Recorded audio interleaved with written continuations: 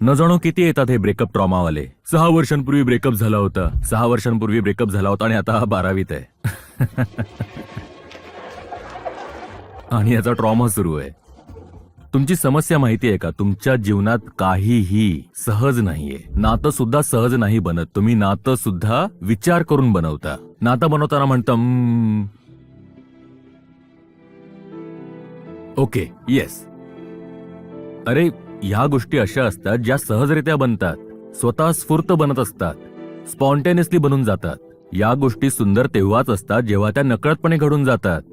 पण तुम्ही शिक्कामोर्तब करून नातं बनवता. म्हणता कालपर्यंत ती माझी गर्लफ्रेंड नव्हती, कालपर्यंत ती गर्लफ्रेंड नव्हती, आज ती माझी गर्लफ्रेंड झाली. का? कारण मी शिक्कामोर्तब केला. शिक्का मारण्याच्या 1 सेकंद आधीपर्यंत ती माझी गर्लफ्रेंड नव्हती. शिक्कामोर्तब म्हणजे डिसकंटिन्युटी आहे. हे डिसकंटिन्युअस फंक्शन्स चांगले नसतात. कालपर्यंत आपलं नातं होतं आणि आज ते संपलं. हे असलं कसलं नातं आहे जे सडनली तुटून जातं? कोणतं नातं आहे हे?